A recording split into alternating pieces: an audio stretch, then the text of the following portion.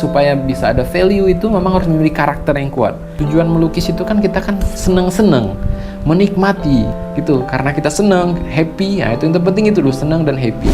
Hai Mamang, ketemu lagi dengan Onarman di sini, Mang. Nah, dengan Onarman kali ini nanti aku akan bahas, Mang. Ada pertanyaan Mamang kita dari Instagram berkaitan dengan seni-senian, berkaitan dengan seni rupa, khususnya seni rupa murni, melukis. Nah, ini di belakang ini ada ini, Mang. Ini aku masih berkarya geometrik. Geometrik dulu pure geometrik yang namanya karya aku, Mang. Pure geometrik yang bulat-bulat, kotak, segitiga. Nah, tapi seiring perjalanan dari dulu memang geometrik ini tetap ini, Mang, tetap ada figur-figur tertentu. Nah, tapi di sini aku mulai banyak memasukin figur. Jadi geometriknya nggak hanya bentuk bulat figur tapi tetap membentuk figur tertentu, kayak ada bibir, ada muka. Jadi ini kayak apa ya, Mang? Kayak doodleku tapi aku bikin berwarna gitu. Nah, kalau doodle kan lebih kayak gini, kalau nggak berwarnanya aku bikin gini, Mang. Doodle. Kalau doodle itu kan gambar spontan sebenarnya, menggambar di kertas pakai pensil, pakai spidol nanti. Tapi aku padukan di atas kanvas gini, Mang. Nah, walaupun berwarna gini, ini ada ini, Mang, ada karakter doodle, Mang. Doodle kan rata-rata kan matanya mata bulat gitu, terus orangnya simple gitu kan. Nah, kayak gini ada karakter doodle, Mang, tetap, Mang. Nah, di sini aku masukin doodle. Jadi misalnya kalau aku mau berkarya di jalanan yang cepet atau hari jadi, berkarya mural gitu, aku langsung pakai doodle ini, Emang. Tuh kayak gini kalau pengen cepet jadi. Jadi tetap terupdate terus, karya tuh tetap berkarya terus kan, Emang. Kalau pengen cepat jadi, terus kalau pengen benar-benar menikmati dengan waktu tertentu lah. Misalnya beberapa hari atau 2 hari, 3 hari atau seminggu tergantung ukurannya. Aku menggunakan ini, Emang, yang warna-warni gini. Tuh, jadi spontan ini aku bikinnya nggak konsep dulu, maunya langsung di kanvas. Misalnya kemarin aku nonton apa, ini kemarin kebetulan aku habis nonton Harry Potter, tapi akhirnya banyak masuk unsur-unsur Harry Potter di sini, Mang. Tapi nggak Harry Potter banget, ini Hagrid gitu, perkiraan aja lah ya. Nah, ini kayak Harry Potternya lagi naik sapu terbang, ya nggak mirip Harry Potter, cuma ada visual-visual yang berkaitan dengan Harry Potter, sihir-sihir lah. Nah, di situ kayak topi sihir gitu, Mang. Ada juga masuk kayak no face, ini kayak karakter dari Ghibli gitulah, kira-kira aja spontan aja, Bang. Jadi apapun sebelumnya aku lagi ngapain, aku lagi nonton apa, lagi baca apa, lagi ngeliat apa, nanti spontan munculnya, teman. Jadi ini sketsanya itu aku bikinnya spontan ya, Bang, ya. Nggak di sketch dulu di kertas, spontan di kanvas, terus warnanya juga spontan. Oke, Mang. Nah, itu doodle juga tuh aku bikin, ada perpaduan doodle juga. Oke, Mang, kali ini aku pengen coba membahas, ada yang pertanyaan dari Mamang kita nih, dari Instagram, dari Mamang Edward Ricardo. Nah, dari Mamang kita Edward Ricardo, pertanyaannya kemarin kan sempat nanya di Instagram, kalau dijawab satu-satu kayak kurang jelas gitu. Nah, ini aku jawab dengan video. Ini aku jawabnya spontan aja, emang. Pertanyaan satunya adalah perbedaan nilai antara karya seni lukis manual dan lukis digital. Kedua, kenapa karya lukis digital, gambar sketsa memiliki nilai yang lebih rendah, murah ketimbang yang manual? Padahal kalau alasannya cat dan brush yang mahal, Wacom, Cintiq, dan iPad pun nggak murah-murah juga. Terus, bagaimana cara membangun semangat untuk kembali berkarya manual, lukis manual, untuk tukang gambar yang pernah ada di sana dan sudah kebiasaan lukis digital sekarang?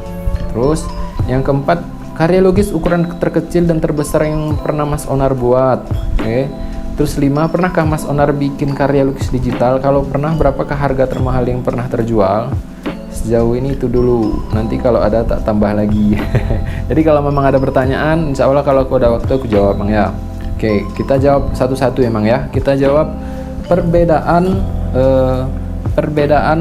nilai antara karya seni lukis manual dan seni lukis digital. Kalau perbedaannya itu apa ya? Ini aku jawab spontan aja, Mang, ya, sesuai dengan pengalaman, sedikit beberapa berbagi ilmu. Jadi perbedaan nilai antara karya seni lukis manual dan lukis digital. Kalau nilainya lebih ke apa ya?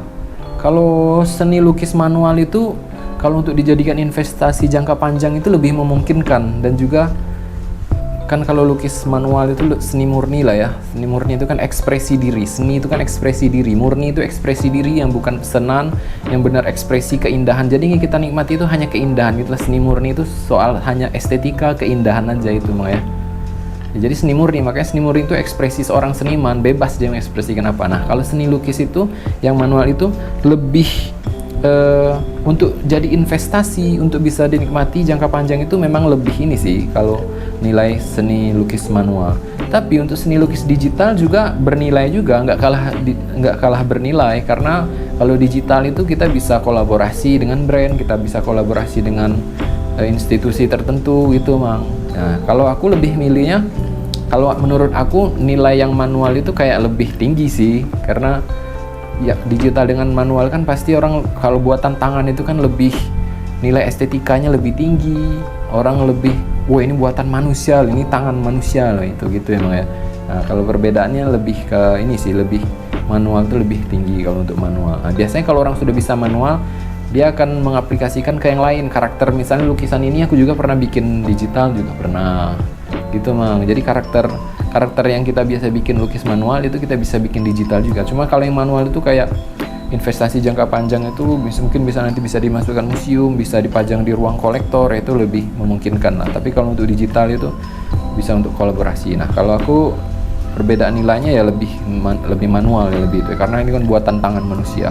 Oke, selanjutnya Mamang Edward Ricardo yang kedua, kenapa karya lukis digital gambar sketsa memiliki nilai yang lebih rendah, murah ketimbang yang manual? Padahal kalau alasannya cat dan brush yang mahal, Wacom, Cintiq dan iPad pun nggak murah-murah juga. Sebenarnya nggak murah kalau kita bisa menjualnya, Mang. Nah, kalau Mamang bisa menjual karya digital, karena karya digital itu nanti kalau kita bisa aplikasikan ke brand. Nah, kalau misalnya kolaborasi dengan brand itu bisa mahal, bisa puluhan juta, bisa ratusan juta, bisa berjuta-juta, emangnya bisa beberapa digit juga.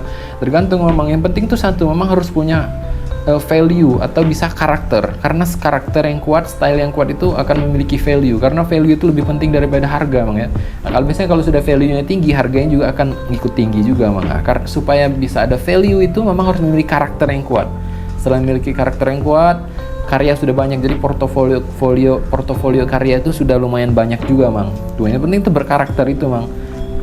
Jadi tidak memungkinkan untuk karya digital itu murah, itu bisa mahal juga, Mang. Mamang bisa kayak ilustrator itu kan banyak karya digital mereka, Mang. Ilustrator banyak yang kaya loh. Ilustrator malah lebih cepat kaya daripada seniman murni, karena seniman murni itu jangkanya agak lumayan panjang juga ya. Nah, kalau ilustrator tuh mereka ya harus mengikuti pesanan, harus mengikuti misalnya mereka pengen buat desain cup untuk disebarkan ke beberapa pulau di Indonesia, misalnya beberapa tempat, beberapa outlet mereka.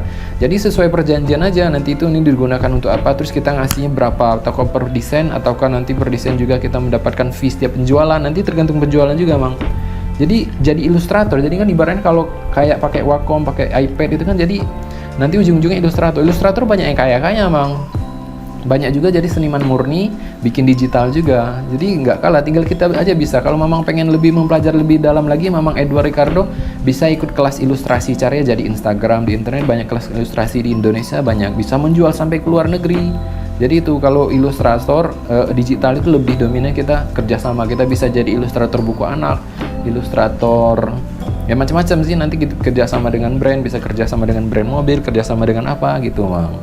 Nah, kalau manual kan terbatas hanya untuk karya yang dipajang aja, untuk dinikmati perorangan aja, kolektor aja di rumahnya, di ruang galeri pribadi kolektor gitu. Oke, selanjutnya yang ketiga, bagaimana cara membangun semangat untuk kembali berkarya manual, lukis manual untuk tukang gambar yang pernah ada di sana dan sudah kebiasaan lukis digital sekarang. Nah, kalau untuk Mamang Edward, kalau sudah pernah gambar manual, tinggal apa ya? Kan tujuan melukis itu apa sebenarnya, Mamang? Tujuan melukis itu kan kita kan seneng-seneng, menikmati. Jadi seni itu nggak berat-berat, Mamang Edward. Kalau sebelumnya sudah bisa, udah beli kanvas, beli kertas, udah gambar aja. Kalau tujuannya untuk komersil, simple, upload di sosial media, ikut pameran, itu. Ini penting kan kita tuh seneng dulu, happy dulu. Kita nggak peduli apa kata orang, kita menikmati setiap karya kita bikin, itu. Jadi bagaimana cara membangun semangat? Ya kembali lagi, tujuan Mamang berkarya seni manual ini untuk apa? Kalau untuk senang-senang mengekspresikan apa yang ada di dalam pikiran dan menuangkan dengan tangan gitu kan, melukis manual itu kadang kita menikmati juga itu kan. Nah, Mamang bisa beli aja langsung. Terus kalau misalnya pengen nanti dikomersilkan, ya ikhtiarkan sering upload di sosial media, sering sering ikut pameran gitu, yang terpenting sering upload aja dulu di internet, karena kita menggapai bukan hanya di Indonesia memang, kita menggapai sampai ke luar negeri, sampai ke mancanegara, sampai ke seluruh dunia mang. Nah gitu, yang penting sering upload. Nah, tujuannya apa dulu? Kalau aku yang penting seneng dulu, seneng, aku menikmati, karena itu yang aku gambar suka-suka nih mang, terserah visualnya gimana, nanti temanya apa, yang penting aku gambar apa yang ada di pikiranku gitu mang. Gitu, karena kita seneng, happy. Nah, itu yang terpenting itu dulu, seneng dan happy. Seni dan lukis itu adalah kesenangan dan main-main sebenarnya, main-main yang mempunyai apa ya, hasil di belakang. Kita bisa memberi kesempatan orang mengoleksi karya kita, bisa dijual juga, kita bisa mengeluarkan unek-unek di pikiran kita gitu. Yang penting senang gitu mang. Karya lukis ukuran kecil yang terbesar yang pernah Mas Onar buat. Kalau karya lukis mural pernah gede. Aku mural dari tahun 2007 tuh sempat mural, tapi mural bersama ya, itu sampai berapa ya, puluhan meter lah, gede lah pokoknya. Kalau yang baru-baru tahun 2017 ke bawah itu ya sekitar 15 meter, misalnya 2 kali 15, nggak terlalu gede banget. Kalau lukisan di kanvas paling gede aku sudah bikin itu sekitar baru 4 meter lah, 4 meter 2 kali 4 meter gitu, nggak gede-gede amat lah. Pernahkah Mas Onar bikin karya lukis digital? Kalau pernah, berapakah harga termahal yang pernah terjual? Nah, aku padukan juga minang karya kayak gini, aku bikin itu. Kalau misalnya aku lagi males, nggak banyak garapan gitu, ini aku lukis dulu. Jadi aku nggak di digital dulu, jadi aku sketsa dulu, sketsa di sini spontan. Nah, jadi ini aku foto, aku masukkan ke Procreate di iPad. Nah, terus aku desain warnanya supaya aku nggak banyak mikirin tentang warna yang spontan. Biasanya aku bikin spontan aja bang, jadinya nggak tahu nanti ada kejut-kejutan gitu, akhirnya nanti jadi seperti ini, jadi kayak wah ternyata jadinya keren. Kadang juga jadinya kadang jelek gitu juga bang. Nah ini juga aku masukin ke digital juga bang, bisa bang. Aku kemarin sempat kerja sama brand kartun, brand kaos. Aku juga sempat kerja sama sama Starbucks dulu, sebelum boomingnya waktu dia boomingnya sebelum diboikot ya, makanya aku nggak itu kan diboikot. Pokoknya kalau memang ada masuk ke Starbucks, cari aja ada tumbler aku tuh ada yang warna-warni, itu karya aku tuh mas. Jadi karya tentang Nusantara lah, disebar ke beberapa kota di Indonesia. Itu ada juga bang. Jadi kalau kerjasama tuh bisa berapa digit kita dapat bang. Ya tapi kita harus mengikuti apa kemauan mereka, tergantung konsepnya seperti apa gitu bang. Itu sebenarnya sesuatu yang berat aku, karena aku sukanya bebas gitu bang. Nah kalau untuk bebas yang suka-suka, kita harus pintar-pintar kita gimana nanti kita akan banyak pemasukan dari karya kita, supaya kita bisa terus berkarya bang gitu. Terus apa lagi nih?